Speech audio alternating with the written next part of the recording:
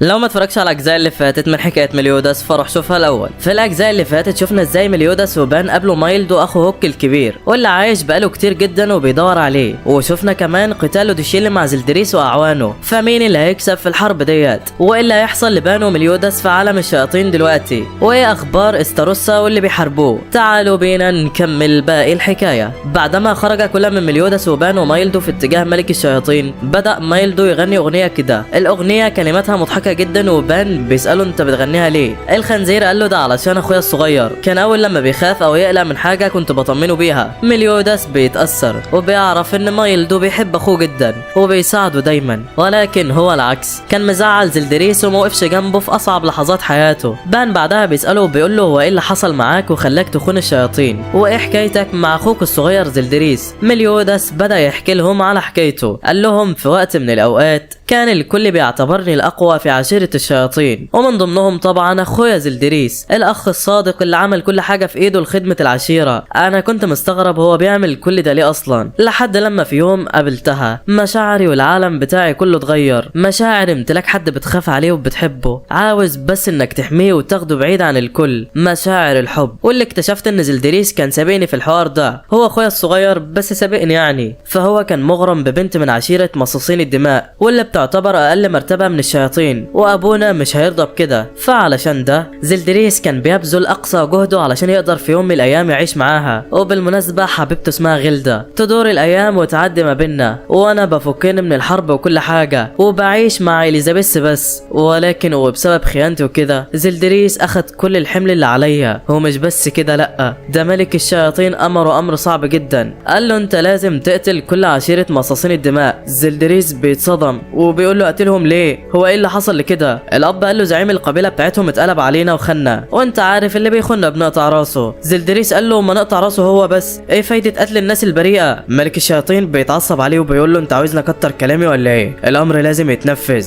زلدريس وقتها حط وشه في الارض وسكت، وبعدها انطلق الى عشيره مصاصين الدماء وبدا بالفتك فيهم. جمع اخر شويه منهم في احدى الكهوف، وكان مونسبيد معاه، كان من ضمنهم حبيبته غيلدا. مونسبيد بيقول له انت جمعتهم هنا ليه؟ هو احنا مش المفروض نقتلهم؟ زلدريس قال له علشان اختمهم هنا. مونسبيد قال له بس ملك الشياطين قال لي احنا لازم نقتلهم. زلدريس قال له القتل بس هيكون رحمه ليهم، احنا هنختمهم هنا علشان يفضلوا يتعذبوا للابد. وخلاص انت تسلم على شغلك، ينفع تمشي دلوقتي؟ مونسبيد بيمشي فعلا. زلدريس واقف وزعلان جدا على حبيبته، عارف انه بيخالف اوامر ملك الشياطين وزعلان علشان مش قادر ينقذها ويهرب. غيلدا وقتها قالت له ما تزعلش نفسك، انت مش غلطان في حاجه، وانا نايمه في الختم هفضل افكر فيك انت وبس، بس اهم حاجه ما تزعلش. زلدريس مش قادر يسمع الكلام ده، بيقول لها وعد مني هحررك من هنا، استنيني بس. غيلدا قالت له تمام، وبعدها ختمهم وكان في قمه الحزن وقتها. ثم بعد مرور السنين، وتحديدا بعد 3000 سنه بعد ما الختم اتفك عن الوصايا العشره، زلدريس كان سابهم واتجه الى مكان الختم ده علشان يحرر حبيبته. وصل على الكهف فعلا، ولكن للاسف كان فاضي، مفيش في حاجه. طلع بره بيدور على اي اثر يشوفه. راجل عجوز في المنطقه ديت بيقابله، بيقول له انت بتعمل ايه هنا؟ انا اول مره اشوف حد هنا من سنين. زلدريس بيساله عن الكهف ده وايه اللي حصل له. العجوز قال له في مصاصين دماء طلعوا منه وبداوا يقتلوا الناس من 12 سنه، ولكن في فرقه معينه قدرت انها تخلص عليهم كلهم وتقتلهم عن بكره ابيهم. زلدريس بيساله على اسم الفرقه ديت. الراجل قال له اسمها الخطايا السبعه، والواد طبعا بيتصدم. وهنا مليوداس بيخلص حكايته، بيقول لهم دي قصة أخ فاشل موقفش جنب أخوه في أصعب أوقات حياته. أنا عارف إنها قصة مملة بس ما علينا يعني. بان بيقول له القصة مش مملة ولا حاجة. وايلد هو كمان متأثر، بيسأله على أخوه التاني استاروسا. مليوداس لسه هيتكلم وهوبا دماغه فجأة بتوجعه. وفي نفس الوقت ده كان الكل شغال في معركة طاحنة مع زلدريس ومحدش قادر له، بيحاولوا يهجموا عليه من شمال، كله عمال ينضرب. لوديشيل قال ايه بيجمع مهاراته، بينطلق بهجوم ساحق ناحية زلدريس تاني علشان يقتله، ولكن هجومه بيتصد وبيكون خلاص هينضرب. بس غل بيضحي بجسمه وبيلحقه، وده علشان جسم حبيبته ما يتأذاش اكتر من كده. مارين هي كمان بتنسحب وبتكون خلاص هتموت، ولكن اسكانور بيلحقها، بتشكره، ولكنها بتجيب دم من بقها مرة واحدة. فاسكانور لما بيشوف الدم بيتعصب جامد، بيقول له وقتك خلص معايا. بيجمع كل طاقته، بيضم رجله، بيتقدم، ما عادش بيتسحب في الاعصار زي الاول. مارين والكل بيحاولوا يثبتوا الدقيقة. اسكانور بيقول لزلدريس زلدريس انت جبت اخرك معايا، كل اخواتك اخدوا تمامهم قبل كده وما عادش فاضل غيرك. زلدريس بيقول له ما توريني شطارتك كده. اسكانور بيهجم بكل قوته بسلاحه، ولكن السلاح بيتضرر، بيرمي لورا وبيقول له جهز علشان هتاخد الضربه النهائيه. الكل كان بيتفرج ومصدوم من اللي بيحصل، ده جنون حرفيا. اسكانور بيهجم وهوبا الهجوم بتاع زلدريس اختفى، بيصد الباقي بالعافيه. بيفتكر حبيبته بعدها، بيفتكر كمان لما مليوداس كان هنا وقال له ان غيلدا لسه عايشه بس كانت هتنتحر بسبب انك لسه مختوم، فعلشان كده انا لحقتها وختمتها لحد لما انت ترجع، ولما ابقى ملك الشياطين اوعدك ان هاخدك عندها واحررها. زلدريس وقتها بيرجع من ذكرياته، بيزعق على اخره، بيضرب اسكانور وبيكون خلاص هيوقعه. بس انت مفكر ان حد هيقدر على اسكانور يا صديقي؟ لا والله، اسكانور بيضغط عليه اكتر، بيطيره هوبا بوكس تاني ما بيرحموش. وعلى وضعك يا باشا. زلدريس بيطير في الوقت ده وكيوزاك بيترعب عليه، فيا ترى ايه اللي هيحصل؟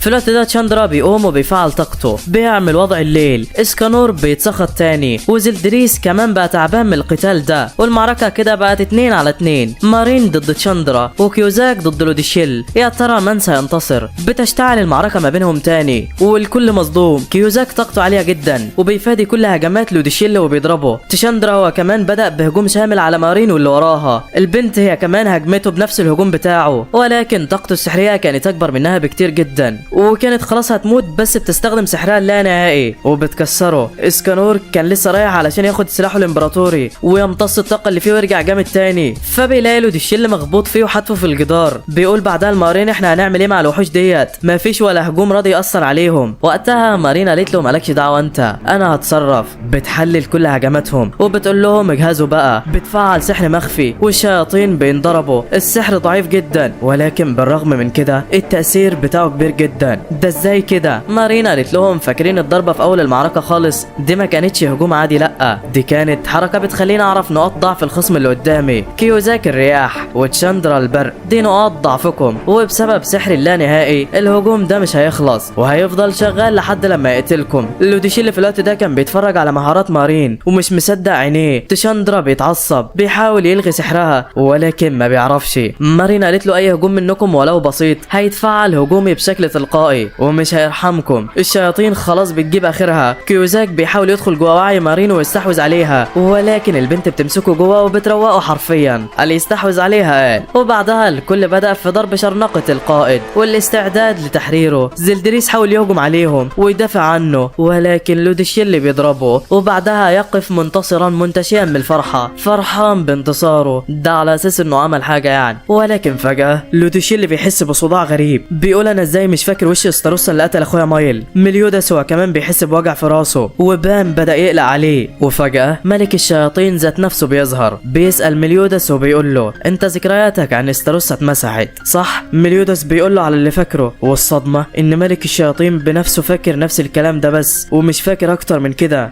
ده باين ان فقنا في الموضوع. مارين هي كمان دماغها بتوجعها، واستاروسا في الوقت ده كان مستمر في هجومه واحتياجه على الكل علشان اليزابيث. بس فجأة كل اللي بيقتلوه بدأ دماغهم توجعهم. احنا بنقاتل استاروسا مين استاروسا ده؟ اليزابيث هي كمان افتكرت حاجة مهمة، افتكرت لما كانت قاعدة مع مليوداس في مرة وقال لها انه زعلان علشان بعد اخوه الوحيد عن حبيبته. امال مين استاروسا ده وايه اللي بيحصل دلوقتي؟ جوسر بدأ يحكي لنا بعدما هرب الاتنين جوسر من القتال وسابوا زلدريس يهجم على ديانا، كانوا مقررين يوقفوا الحرب المقدسة ديت باستخدام احدى التعاويذ المحرمة، والتعويذة ديت بتخلي كل ذكريات العالم حول شخص واحد بتختفي ومحدش يقدر يفتكر مين ده اصلا، وبيقع الاختيار على الملاك الرابع مايل. جوسر بيمسح كل ذكرياته من على الارض وبيبدله باستاروسا، وبكده عشيرة السماء هتفقد اقوى شخص في قواتهم وهيضطروا ينسحبوا من القتال ويستخدموا الختم. وبالفعل ده اللي حصل. بس هل الذكريات ممكن ترجع في يوم من الايام؟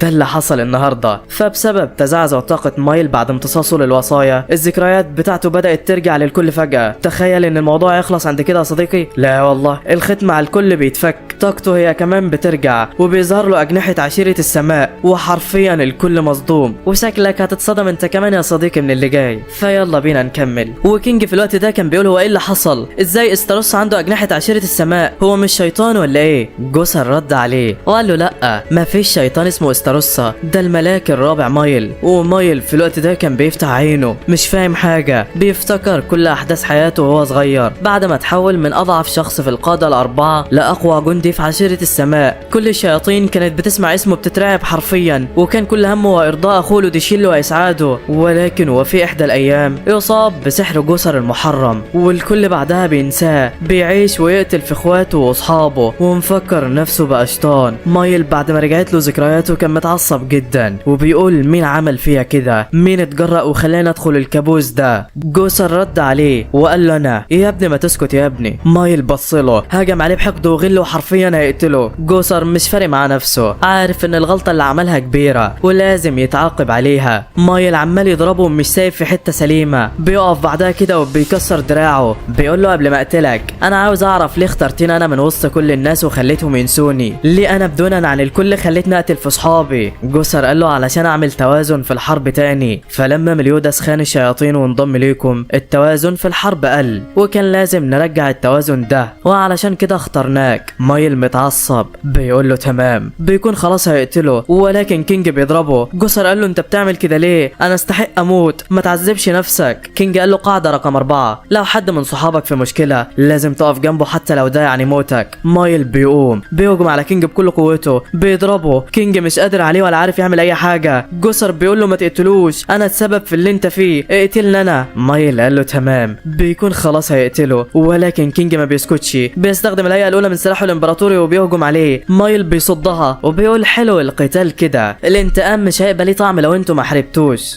بيجهز علشان يخلص عليهم، وفي الوقت ده كان سارييل وترميل مش عارفين يعملوا ايه. سارييل بيقول لصاحبه مايل رجع تاني، ولكن للاسف ده مش هو صاحبنا اللي احنا عارفينه، طالما هو لسه بيستخدم طاقه الوصايا فمش هيرجع لطبيعته، لازم نوقفه عند حده. فترميل بيقول له تمام، وبالفعل بيطلعوا فوق والثلاثه بيجهزوا للمواجهه. مايل بيقول لهم هتعملوا ايه يا اصحابي؟ هتقتلوني علشان الشيطان ده؟ سارييل قال له للاسف لا، انت الشيطان هنا دلوقتي ولازم نوقفك. بيتحد الكل في ضربه، ولكن مايل بيصد كل هجماتهم ومحدش قادر يوصل له. كينج حرفيا جايب اخره، ايده عماله تنزف. جوسر بيتفرج ومش عارف يعمل حاجه. دريري في الوقت ده بيخطر في بالها فكره، بتروح علشان تنفذها، بتخلي جوسر يقرا افكارها ويبعتها للكل. بالفعل كينج بيصرف انتباه مايل، سارييل وترميل بيمسكوه. دريري كمان بتستغل الفرصه وبتنزل فيه ضرب، حرفيا بيتعجن، بيحاول يتمسكن علشان حد يسيبه، بس ده في احلامك. جوسر هو كمان كان استخدم قوته، بدأ يدور في عقل مايل على طريقه تخرج بيها الوصايا منه. اخيرا بيوصل لها، وفجاه ترميل ما قدرش يستحمل يشوف صاحبه بينضرب اكتر من كده، بيسيبه، ومايل بيهجم على دريري بكل قوته،